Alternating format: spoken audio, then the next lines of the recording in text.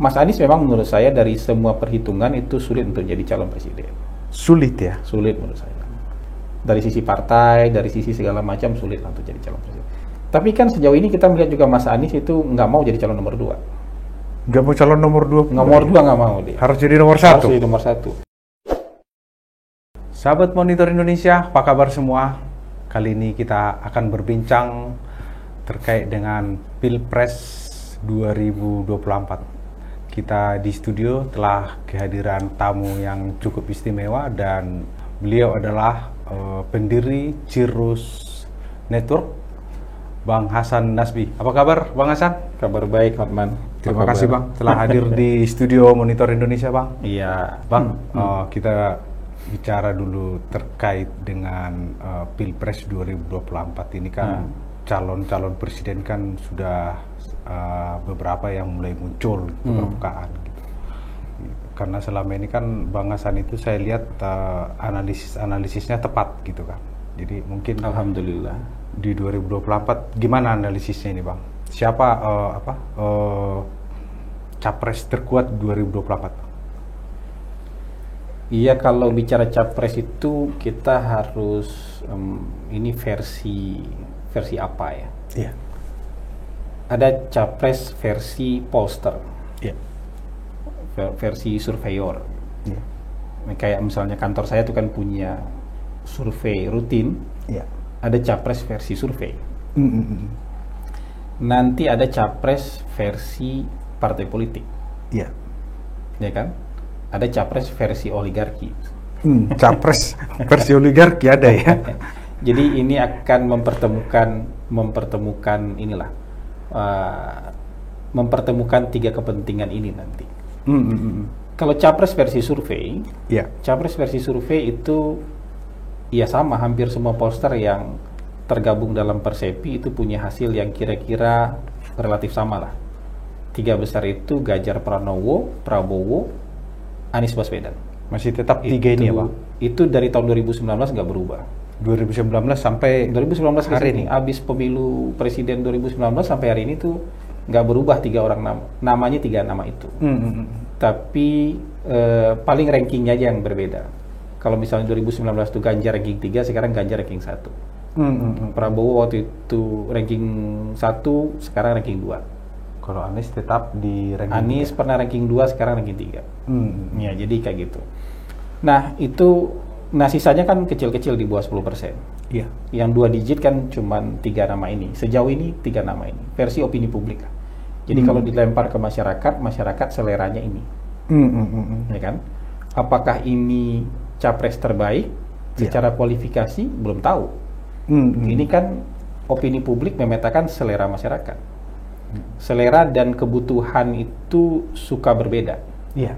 Ya kan? Sama kayak kita. Kebutuhan kita makan sehat, makan sayur, makan yang rebus-rebusan gitu, yang kolesterolnya rendah gitu misalnya, itu kan kebutuhan. Tapi selera kita makanan Padang kan gitu. Bisa begitu. Selera kita bisa gulai tambunsu, gulai cincang. Itu jadi selera sama kebutuhan itu bisa berbeda. Masyarakat juga seperti itu. Nah, yang dipetakan oleh survei itu adalah selera masyarakat. Iya. Ya, selera masyarakat ya. Jadi selera masyarakat hari ini adalah Ganjar Pranowo, Prabowo Subianto, dan Anies Baswedan. Nah, tapi ada lagi yang namanya itu versi partai politik. Versi partai politik ya? Iya, justru versi partai politik ini menurut saya yang harus betul-betul diperhitungkan.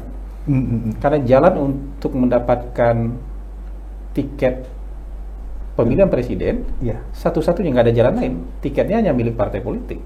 Kita nggak bisa pesan online, nggak bisa cari di Tokopedia itu tiket. Independen mungkin kan bisa Bang? Kan nggak bisa presiden independen. Oh gitu ya? Kalau calon gubernur, calon bupati, wali kota bisa. Tapi kalau capres hanya melalui partai politik, nggak bisa cari di Shopee, Tokopedia gitu. Iya. Nggak bisa kita belanja online itu, nggak bisa cari juga di pemesanan loket-loket juga nggak ada, hanya milik partai politik. Berarti capres capres partai politik itu kan partai yang ada di parlemen sekarang ada 9. Ada 9 partai politik ya. Nah, jadi begini, spiritnya itu kita membaca ketika tahun 2019 itu semua partai pendukung Pak Jokowi itu menolak Mahfud MD. Iya.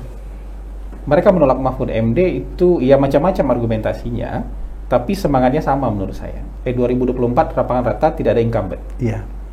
Karena kalau Mahfud MD jadi cawapres dan terpilih, ada incumbent tahun 2024, namanya Mahfud MD. Iya. Tapi kalau Kiai Ma'ruf Amin yang jadi cawapres dan terpilih, kira-kira kan 1 periode aja Kiai Ma'ruf ini, nggak ada incumbent. Iya. Kenapa mereka pengen nggak ada incumbent? Kenapa mereka pengen lapangan rata? Karena partai politik ini sudah 10 tahun nggak mencalonkan kader mereka loh dalam pilpres. Tapi Pak Jokowi kan kadernya PDIP. Yang lain nggak kan Pak Jokowi kader PDIP, tapi itu kan ya kadernya kader kiri luar lah. Kadernya bukan kader yang di sentral, tapi kader peri-peri lah. Ada di periferal, ada di pinggir-pinggir. Kader yang di pinggir-pinggir tapi kuat secara elektoral diambil, dibawa ke tengah. Tapi juga nggak punya struktur di partai, nggak ada kekuasaan di partai, nggak ada, bisa hilang kapan aja juga dari partai. Kalau sudah tidak lagi jadi presiden misalnya, kayak gitu. Nah intinya hampir semua partai kan merasa, kecuali Pak Prabowo yang pemilik partai, ya nggak ada mencalonkan. Jadi mereka ingin tahun 2024 tuh kader mereka sendiri, mereka ingin memajukan kader mereka sendiri. Tahun 2024. Semua parpol ini ya, yang partai 9 politik ini ya, punya pikiran yang sama. Persoalan nanti sanggup atau tidak sanggup itu urusan lain, ya kan? Jadi partai politik akan nomor 1 prioritas partai politik pasti mengajukan calon mereka sendiri dari internal mereka sendiri. Nah, yang sayangnya sekarang kan nggak bisa satu partai maju sendiri, nggak bisa. Yang bisa begitu hanya PDIP. Jadi kalau sekarang ya dengan konstelasi yang ada sekarang tuh maksimal 4 calon. Maksimal 4 calon ya? Maksimal 4 itu calon. dari partai politik ya? Dari partai politik yang ada di parlemen sekarang, maksimal itu 4 calon. Kalau berhitungnya masuk tiket itu berdasarkan kursi, maksimal 4 calon. Mungkin kalau... tapi menurut saya lebih besar kemungkinan 3 calon dibandingkan 4 calon. Nah kalau 3 calon itu porosnya udah pasti itu. Poros Golkar, poros PDIP, poros Gerindra. Gerindra ya? 3 partai ini yang bisa bikin poros. Kalau PDIP dia nggak perlu cari teman, dia bisa maju sendiri. Tapi saya yakin PDIP akan cari teman juga. Walaupun bisa maju sendiri, dia pasti cari teman juga. Golkar sekarang sudah bisa dibilang dia punya teman yang definitif lah. PAN sama P3. Jadi mereka sudah bisa mengumpulkan tiket.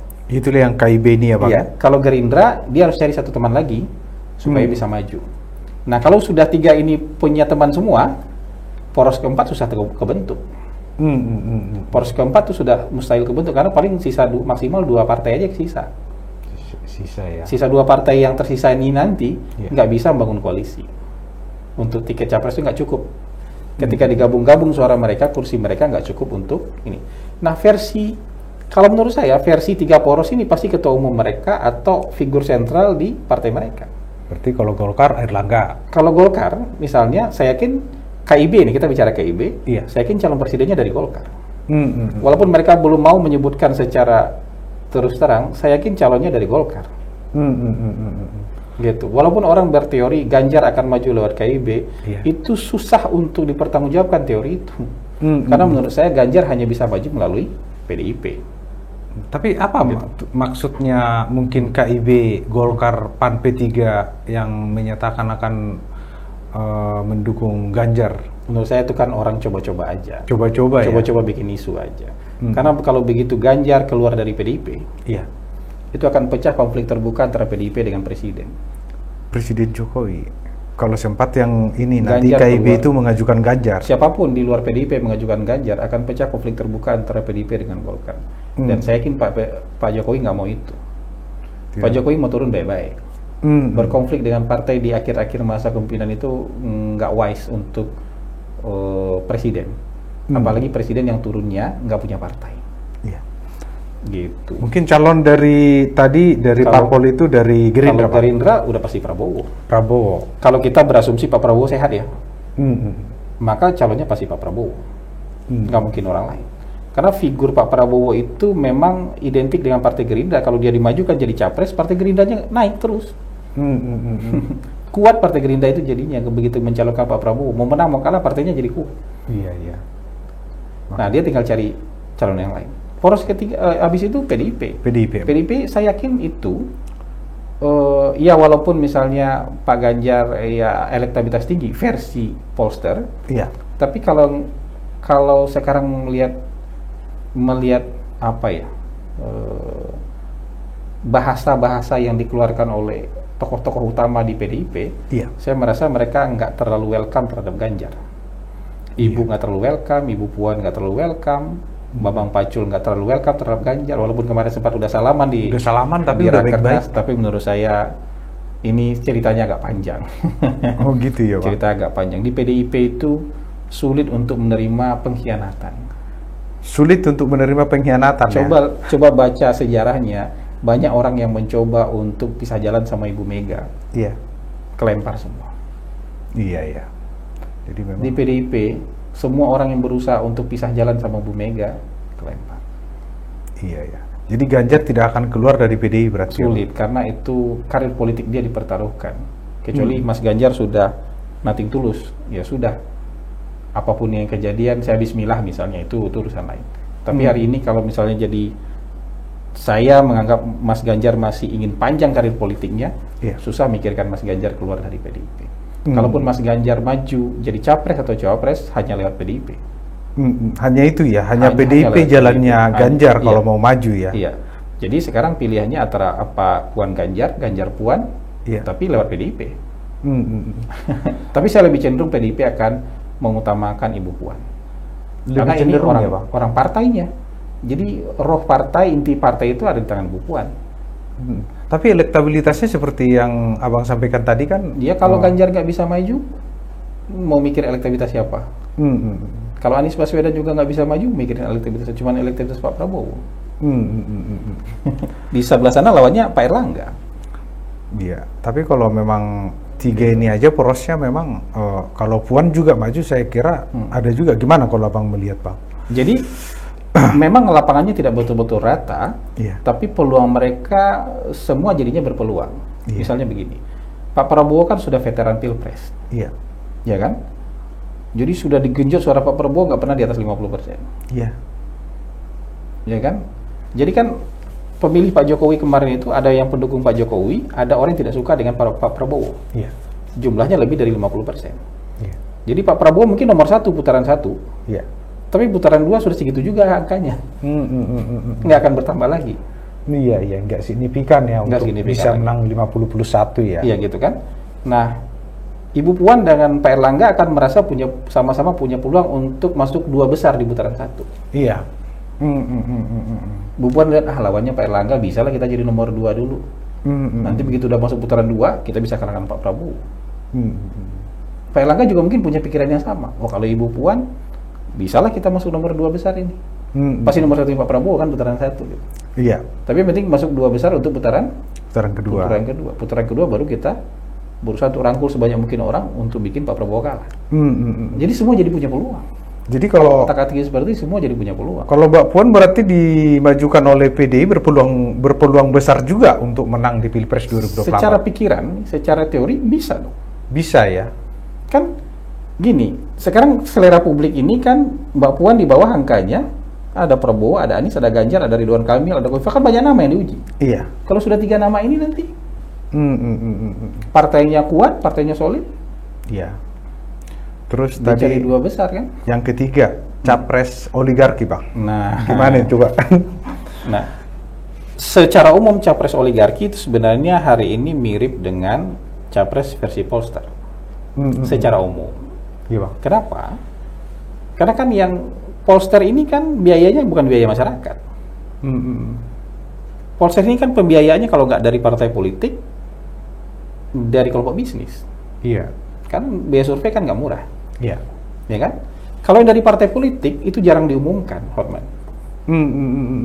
Kenapa jarang diumumkan? Karena hasilnya buat ketua umum partai politik kurang bagus. Iya. Kecuali Pak Prabowo. Iya, karena dia sendiri pemilik partainya. Iya.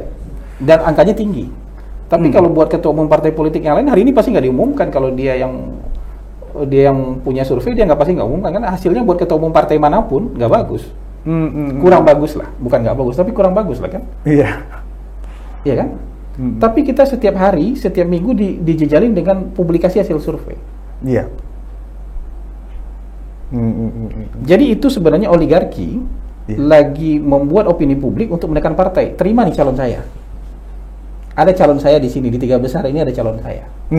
Dan calon saya ini juga diterima oleh masyarakat sesuai dengan selera masyarakat. Ini oligarki ini siapa nih Bang? Maksud saya kan begini. Jadi yang punya kepentingan terhadap siapa presiden berikutnya kan seluruh stakeholder negara. Partai politik berkepentingan? Iya. Masyarakat punya kepentingan? Iya. Kelompok bisnis punya kepentingan juga nggak? Iya. Dan sah kan? Sah. Jangan kemudian itu jadi nggak sah gitu loh. Ini harus diklarifikasi. Jangan kalau dari masyarakat sah, dari partai politik sah, dari oligarki nggak sah. Dan oligarki juga sah dong. Oligarki juga kan dia stakeholder negara ini. Berhak dong dia punya keinginan siapa calon presidennya dia. Iya. Ya kan? Kalau dia sudah dari hasil survei ini dia lihat 1, 2, 3, mungkin ada 2 yang dia dorong, mungkin ada 1 yang mau dia dorong. Iya. Ya kan? Keluarkan terus beritanya. Ada angka surveinya. Iya. Perang opini lawan partai politik. Lu terima ini. Kalau kamu nggak terima ini partai kamu nanti turun suaranya.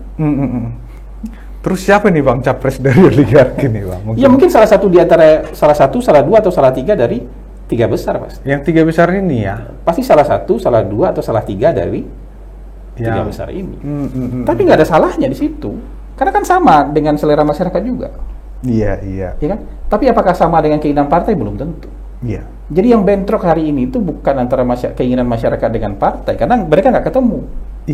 Nggak ada forumnya buat mereka ketemu. Tapi kalau oligarki sama partai politik itu ada forumnya buat ketemu. Ada forumnya ketemu ya? Iya, ada ngopi-ngopinya, ada makan siang barengnya gitu loh, ada makan malamnya. Itu inilah calon kita. Ini di atas meja ini calon kita nih. Iya. Kalau ini nggak dipilih turun suara partai Anda nanti. Di bawah hasil survei terus jejelin ke partai. Jadi bentrok nih sekarang antara capres oligarki versus selera partai, selera oligarki itu lagi bentrok nih.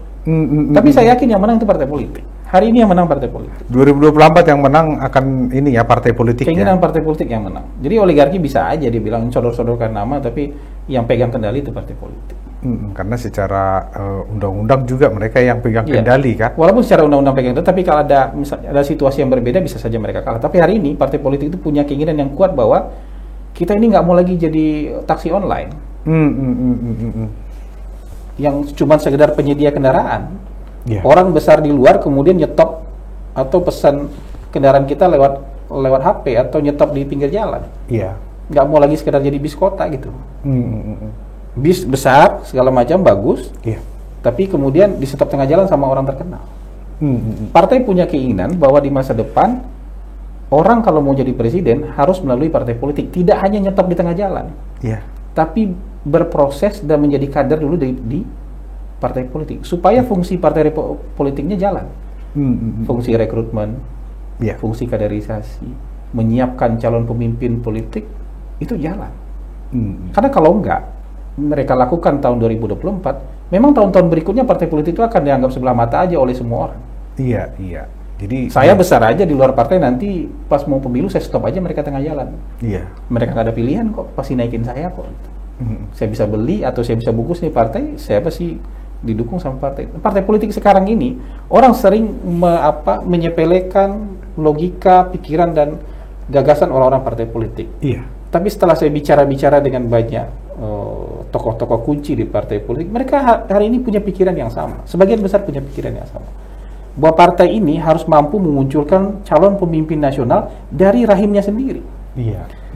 Bukan adopsi dari rahim orang lahiran di mana kemudian udah gede dia diadopsi. Maksud partai politik jadi besar. Mereka mungkin ditinggalkan atau gimana, ada mungkin sakit hati sedikit di atau ngambil anak orang. Kan ceritanya gitu tuh. Misalnya Ganjar mau diambil oleh partai lain itu kan ngambil anak orang. Jadi partai politik itu banyak tokoh-tokoh kuncinya sekarang tuh sudah berpikir bahwa tahun 2024 itu kita mau tunjukkan bahwa ini mau kalah mau menang ini. Kita memajukan calon kita sendiri supaya partai juga kuat, supaya partai juga bangga, supaya orang yang berkarir dari partai dari bawah itu tahu jalur karir mereka bahwa suatu saat saya bisa jadi calon presiden. Tapi kalau partainya sekedar tumpangan lagi, orang-orang partai politik itu kan malas. Ngapain kita berkarir dari bawah? Kan suatu saat kita akan mentok karena dia akan disalib oleh orang yang sudah besar dari luar partai. Tapi jadi mungkin kira-kira begitu logika yang sekarang, tidak semua partai politik, tapi sebagian besar itu punya logika seperti itu sekarang. Mungkin Bang ini kan kalau capresnya PDIP ini yang paling seksi, yang selalu menjadi perhatian publik ini kan. Kalau PDIP itu bisa menimbang-nimbang sampai detik terakhir. Sampai dia nggak perlu khawatir nggak punya teman sebenarnya. Jadi dia sudah tunggu dulu siapa ini calonnya ini. Oh dia bisa lihat dulu. Kalau ini calonnya ini dia bisa bisa ulur sampai detik terakhir. Kenapa? Dia memang nggak ada kebutuhan cari teman. Dia nggak ada kebutuhan untuk cari teman. Walaupun dia punya keinginan untuk cari teman, tapi kalaupun nggak ada teman nggak apa-apa. Kita maju sendiri. Kita maju sendiri bisa. Jadi artinya saya yakin PDIP cari teman. Karena mau nggak mau konfigurasi bangsa ini harus ada perwakilan nasionalisme Islam atau Islam dan kelompok nasionalis. Mau nggak mau kan seperti itu. Tapi mungkin koalisinya mungkin Bang, peta koalisinya. Pilihannya sekarang yang tersisa di luar buat PDIP kan tinggal PKB. PKB. Kalau sama PKS kayaknya sulit membayangkan PDIP bertemu dengan PKS dalam satu koalisi. Dengan Demokrat gimana Bang? Nggak mewakili Islam. PDIP akan cari partai yang berbasis Islam. Tapi kemarin Pak Prabowo sama Pak Muhaimin itu ketumnya PKB. Ini rebutan-rebutan aja siapa duluan. Kan PKB itu kayak gadis cantik aja sekarang, dia tahu dia direbutin oleh banyak pihak.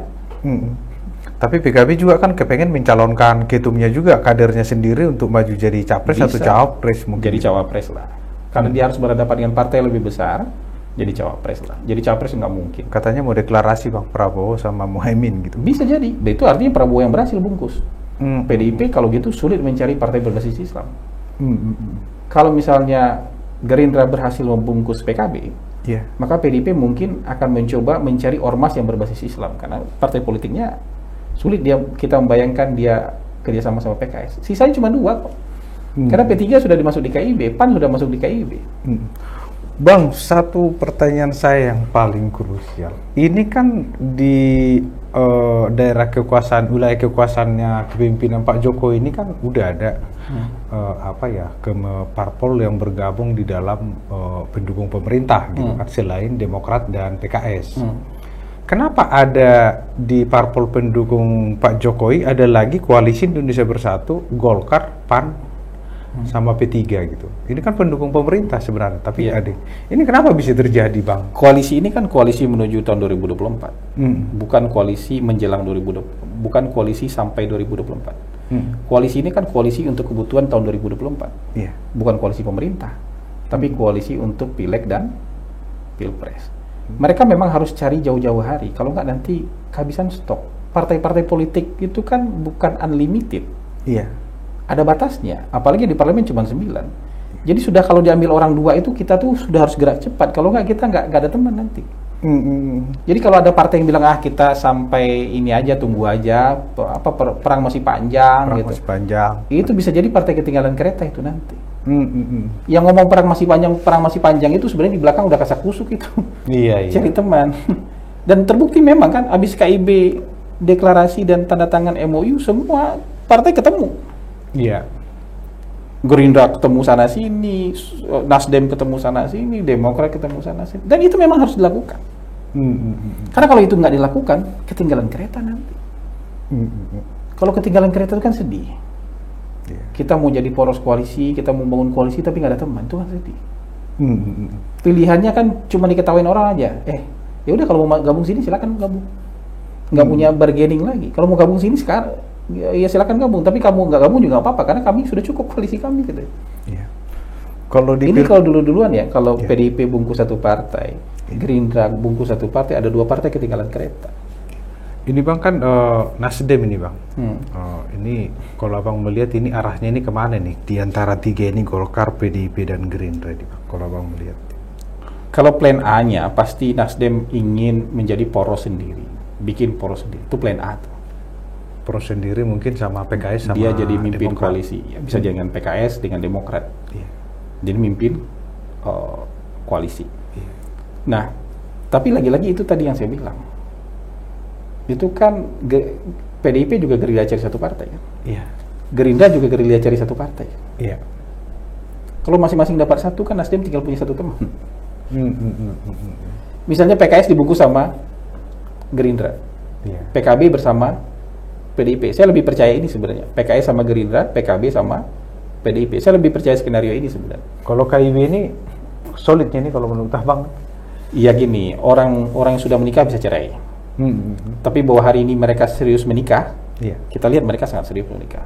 Deklarasi 2 minggu, 3 minggu, habis itu tanda tangan. Berarti kan pembicaraan sudah panjang. Mungkin enggak Bang, nanti jadinya kayak Pilpres 2019 jadi head to head ini lagi Bang? Sulit bayangkan itu. Nanti koalisi KIB masuk ke Prabowo? Menurut saya sih 3 calon. 3 ya? 3 calon menurut saya. Tapi memang bagusnya 3 atau 2 Bang, kalau Abang melihat? Kalau kita konsisten dengan isu-isu hari ini, misalnya isunya kita nggak mau polarisasi, ya kan? Kita nggak mau langsung terbelah dengan cara yang kemarin, maka harus ada beberapa tahap yang dilakukan. Yang pertama, calonnya 3, minimal 3. Jadi kalau calonnya 3 itu nggak head to head kan? Walaupun di ujung nanti putaran kedua head to head, itu urusan lain. Yang berikutnya adalah calon-calon yang berpotensi untuk memancing sentimen SARA. Itu nggak usah dimajukan. Yang memancing isu SARA lebih bagus itu gak dimajukan capres. Nggak usah dimajukan capres. Itu ya Bang. Kalau dimajukan kan percuma berkuar-kuar, berbusa-busa bilang kita nggak mau lagi ada polarisasi, kita nggak mau lagi ada politik identitas. Tapi calon yang memancing munculnya itu tetap dimajukan, percuma. Tinggal parpolnya berarti kan? Ya menurut saya parpolnya punya kesadaran itu kok. Harus negarawan ya. Parpolnya punya kesadaran itu. Ngapain ngomong berbusa-busa tapi aplikasinya beda? Gitu. Tapi memang penting juga itu Bang, supaya nggak ada polarisasi lagi pasca 2024 gitu ya Bang. Iya, maksud saya begini, ketika kompetisi politik, kita tuh pasti ada luka, Hotman. Tapi kalau bukan lukanya karena politik identitas, luka itu bisa sembuh. Kita kompetisi politik itu pasti bonyok, memar sebelah sini, lebam-lebam, itu pasti. Tapi seminggu sembuh. Begitu habis Pilpres kita bisa sembuh. Tapi kalau politik identitas itu berantemnya udah pakai golok. Tangan bisa putus, leher bisa putus, gitu kan? Tinggal bisa belah. Ada ya. Iya kan, itu nggak bisa sembuh lukanya.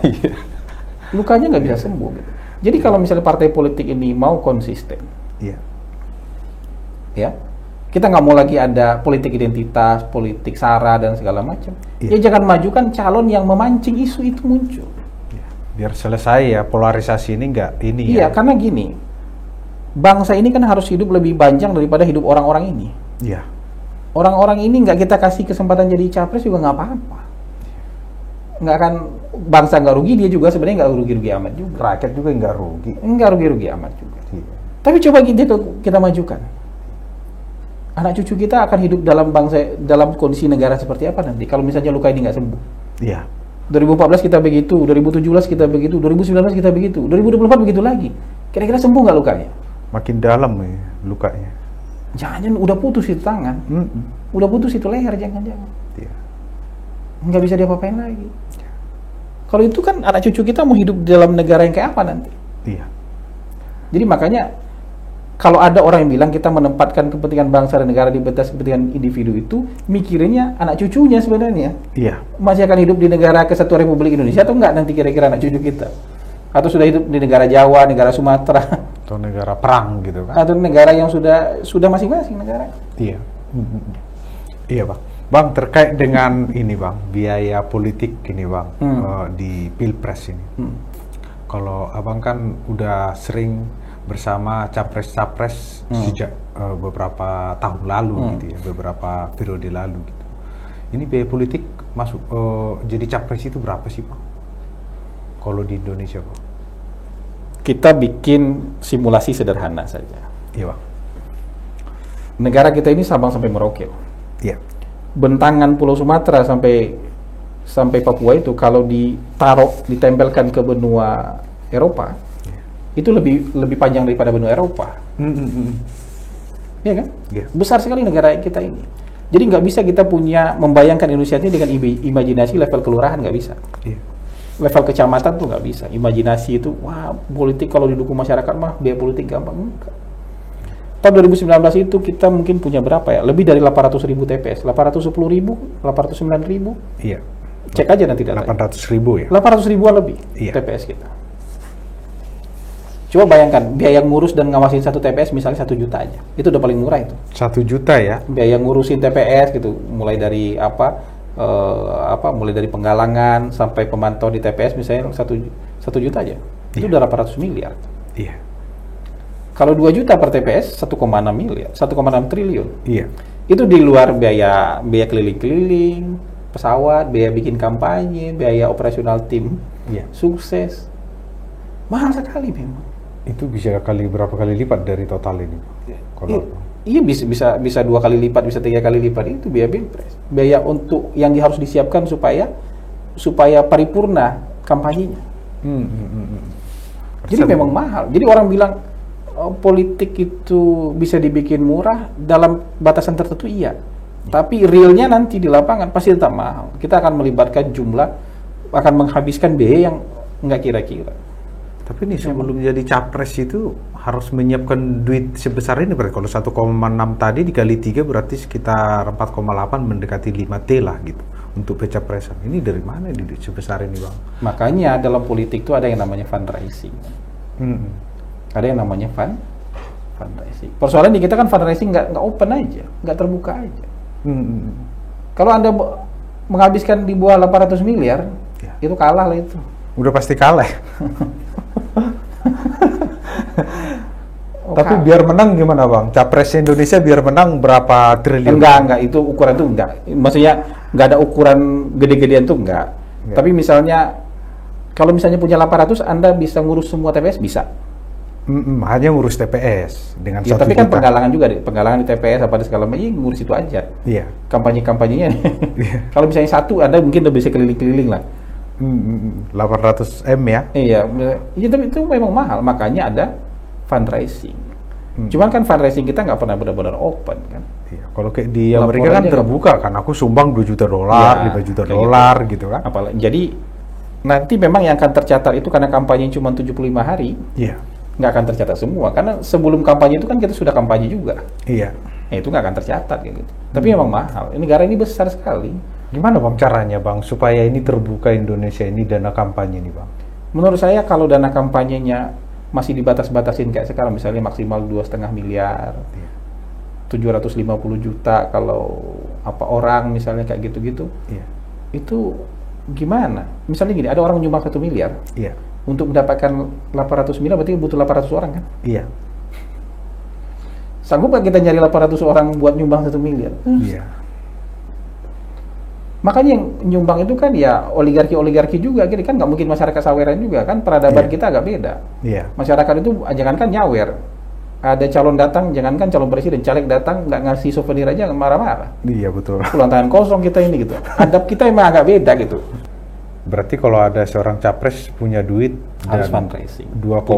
Punya duit itu kalau ada yang berani punya duit segitu tuh habis dong duitnya.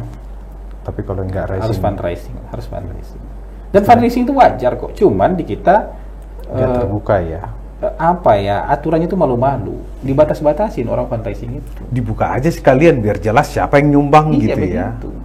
Nggak, kalau yang di bawah yang diaturan sekarang itu dibuka kok, harus setor NPWP memang untuk nyumbang itu. Tapi kan kalau dibatas-batasin gimana? Laporannya juga laporan begitu-begitu aja. Laporan misalnya nyumbang 750 juta. 500 juta, butuh berapa ribu orang? Ya juga ya, Pak. Jadi skala republik ini besar banget dan nggak usah munafik kita. Jadi kan kesannya orang nggak boleh nyumbang gede-gede supaya nggak ngatur, tapi memang butuh biaya politik yang besar. Dan lebih baik kan fundraising itu nggak usah dibatas tapi terbuka. Iya. Jadi jelas orang masyarakat juga tahu bahwa yang menyumbang ini. Menyumbang ini saja. Kan jadi nanti kelihatan ada balas budinya yang mencolok nggak? Iya. Ada misalnya ada kompensasi yang terlihat melanggar kepatutan nggak? Jadi terbuka jadinya ya, Bang, untuk kedepannya gitu ya. Terbuka, jadi nggak usah dibatas-batasi menurut saya. Kalau menurut saya nggak usah dibatas-batasi. Mau orang menyumbang 100, kenapa memang? Emang kebetulannya besar kok. Kan jadi pertanyaan orang, wah kalau dia nyumbang 100 nanti dia dapat proyek. Kan kalian bisa pelototin, dia dapat proyek apa enggak? Proyek yang dia dapat pantas apa enggak? Maksud saya begini, kalau misalnya proyeknya pelabuhan kan pasti harus dikasih ke perusahaan-perusahaan besar. Proyeknya bikin bandara yang harus mengerjakan kan memang perusahaan-perusahaan besar. Tapi apakah prosesnya wajar apa enggak? Dia memang pantas nggak dapat itu? Kan gitu. Kan nggak mungkin kita kasih ke UMKM kalau bikin bandara. Iya. Betul. Bikin pelabuhan kan nggak mungkin kita kasih ke UMKM. Bikin jalan tol kan nggak mungkin. Iya. Inilah funding raising tadi nih ya. Iya, gitu. Bikin bendungan nggak mungkin kita kasih ke UMKM. Betul. Harus ke perusahaan besar kan gitu. Iya. Cuman orang kan pelototin nanti dia dulu pernah nyumbang segini, kemudian dia dapat ini, pantas layak nggak? Iya. Bukan berarti orang nggak boleh dapat proyek, tapi dengan proses yang layak nggak? Nggak ada kuda hitam atau mungkin capres papan tengah ini yang akan mungkin melambung atau seperti apa mungkin? Konstelasi survei yang sekarang itu kan nggak berubah dari tahun 2019. Iya. Tapi pasti bisa berubah karena dua hal. Iya. Apa itu, Bang? Pertama, ada yang habis masa jabatannya. Habis masa jabatan? Iya. Kalau habis masa jabatan, masyarakat kita ini masih setengah-setengah feodal. Jadi ketika orang punya jabatan, semua merapat itu. Punya elektabilitas, punya dukungan dan segala macam. Ada orang yang dapat, ada orang yang datang lah, ada yang minta tanda tangan, ada yang sekedar berfoto. Masih seperti gula lah. Ada yang undang acara. Karena punya jabatan, punya kekuasaan yang sedang dipertaruhkan. Iya. Tapi begitu mudah habis masa jabatannya, itu jangankan ketemu konstituen, cari teman ngopi sama teman ngobrol aja udah susah itu. Iya ya, bisa gitu ya Bang? Memang itu akan kejadian seperti itu. Iya. Berarti konstelasi akan. Makanya kalau Nasdem pengen satu nama itu, tapi Anies, setelah bulan Oktober, berisiko ya. Karena hasil surveinya udah pasti beda itu nanti. Termasuk survei. Dia juga tampil di publiknya tuh bukan lagi dalam rangka membuktikan prestasi kerja. Iya. Nggak bisa lagi. Apalagi partainya juga nggak ada gitu ya. Partainya nggak ada. Habis masa jabatan satu. Yang kedua, kalau koalisi-koalisi terbentuk jauh-jauh hari, itu masyarakat akan tahu loh mana yang punya tiket dan mana yang nggak punya tiket. Koalisi KIB keluar namanya sebelum Oktober misalnya. Iya. Oh, berarti ini punya tiket. Yang lain udah nggak punya tiket tuh. Nanti PDIP keluar nama, berarti punya tiket nih. Misalnya kalau keluar nama Puan, berarti Ganjar punya tiket. Iya. Misalnya nanti koalisi Gerindra, sudah keluar nama, berarti kan udah 3 ini aja nama yang diuji lagi. Kalau sekarang kan Polster masih nguji 42 nama, 20 nama, 15 nama yang diuji. Kalau nanti kan 3 nama aja mau diuji. Bang, berarti kalau prediksi jadi Abang kalau ada, jadi kalau sudah ada koalisi terbentuk jauh-jauh hari, keluar nama, konstelasi survei berubah karena yang namanya diuji yang punya tiket aja. Masyarakat juga akan bilang, oh ternyata yang saya dukung selama ini nggak punya tiket, nggak ada namanya di survei lagi. Karena ngapain diuji lagi di survei, orang nggak mungkin maju. Nggak mungkin maju. Tapi kalau prediksi Abang nih, ini kan salah satu capres papan atas itu Anies Baswedan gitu ya, Gubernur DKI. Setelah Oktober nggak jadi menjabat, ini akan hilang dari peredaran gitu ya Bang? Kalau hilang betul tentu enggak lah. Maksudnya dia punya pendukung yang fanatik.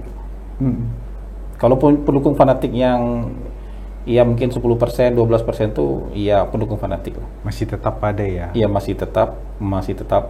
Tapi yang realistis melihat wah nggak mungkin nih apa segala macam tuh akan berpindah juga. Akan pindah juga ya? Akan mulai pindah. Pelan-pelan tuh akan mulai pindah. Apalagi kalau misalnya nanti mengumumkan partai-partai koalisi mengumumkan calon-calonnya, sudah hilang sama sekali kan gitu. Nah. Mas Anies memang menurut saya dari semua perhitungan itu sulit untuk jadi calon presiden. Sulit ya? Sulit menurut saya. Dari sisi partai, dari sisi segala macam sulit untuk jadi calon presiden. Tapi masih terbuka peluangnya untuk jadi calon wakil presiden. Masih bisa dijajakan, misalnya nanti ketemu cuman Nasdem sama Demokrat. Yang sisa. Bisa bawa Anies sebagai calon wakil presiden, tawarkan ke Gerindra bisa, tawarkan ke PDIP bisa, tawarkan ke KIB juga bisa. Tapi sebagai calon wakil presiden. Tapi kan sejauh ini kita melihat juga Mas Anies itu nggak mau jadi calon nomor 2. Nggak mau calon nomor 2? Nomor 2 nggak mau dia. Harus jadi nomor 1? Harus jadi nomor 1. Jadi kalau dia nggak mau jadi nomor 2, kalau dia nggak dapat tiket untuk jadi capres ya berarti dia maju gubernur DKI lagi. 2024 di pilkada lagi. Ya, tapi itu pilihan-pilihan yang masuk akal buat dia. Pilihan yang masuk, itu nggak ada urusan dengan ambisi, itu tuh pilihan masuk akal.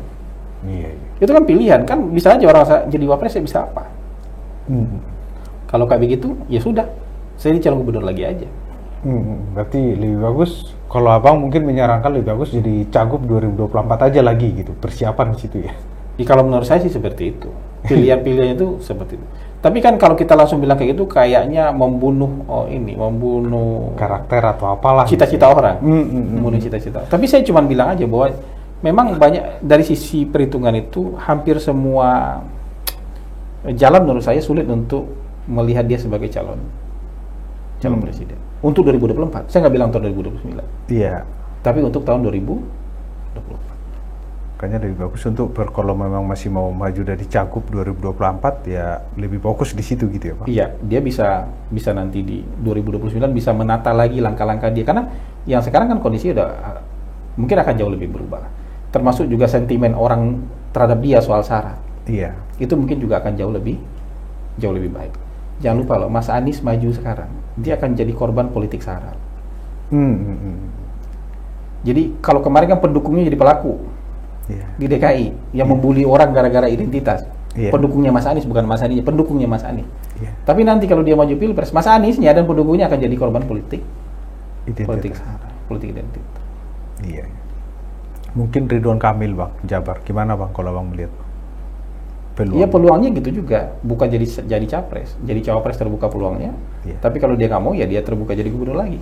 Lanjut lagi ya. Lanjut lagi. Yang pusing Mas Ganjar. Pusing Mas Ganjar ya. Karena jadi gubernur udah nggak habis, sudah nggak bisa lagi. Dua periode udah habis. Sudah habis. Oke. Gitu, terima kasih Bang perbincangan kita ini luar biasa. Mudah-mudahan menjadi pencerahan di. Ya, semoga begitu. Ya. Terima kasih Bang. Sama-sama, Sukses.